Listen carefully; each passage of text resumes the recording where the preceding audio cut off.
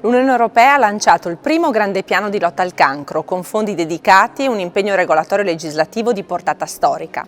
Il piano è il frutto di una serie di incontri con tutti gli attori interessati che sono stati ascoltati e con i quali si è aperto un confronto molto positivo e ricco di spunti. Finalmente abbiamo ottenuto un impegno politico concreto e multisettoriale, indispensabile per sconfiggere una malattia complessa come il cancro. Perché abbiamo bisogno di un piano dell'Unione Europea per la lotta al cancro? Perché 2,7 milioni di persone in Europa hanno dovuto affrontare un tumore da inizio 2020 e purtroppo 1.300.000 persone hanno perso la vita a causa di questo male.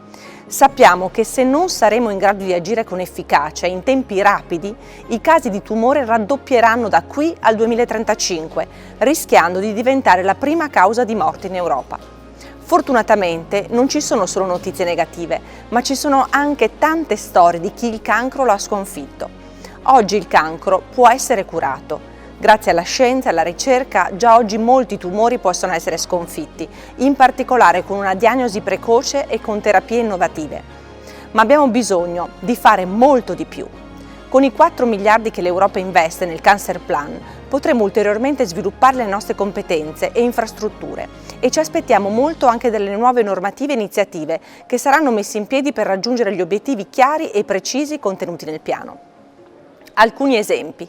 Le giovani generazioni libere dal tabacco entro il 2040, il 90% della popolazione a rischio coinvolta nei programmi di screening, l'eliminazione dei tumori causati dal papillomavirus grazie alla vaccinazione dei giovani, maschi e femmine, la creazione di un network europeo che unisca i centri di riferimento nazionali di ricerca, la condivisione delle informazioni attraverso uno spazio europeo dei dati sanitari ai fini terapeutici, di ricerca e innovazione.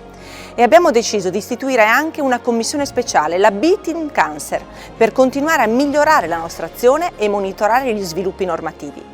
Da alcuni mesi ormai abbiamo aperto una fase consultiva con tutti gli attori interessati, dalle società di medicina oncologica alle associazioni dei pazienti, dagli enti di ricerca fino al mondo della società civile e del volontariato, perché crediamo fermamente che una sfida complessa possa essere vinta solo con il contributo di tutti.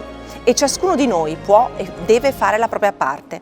Abbiamo tante armi per sconfiggere il cancro, usiamole tutte.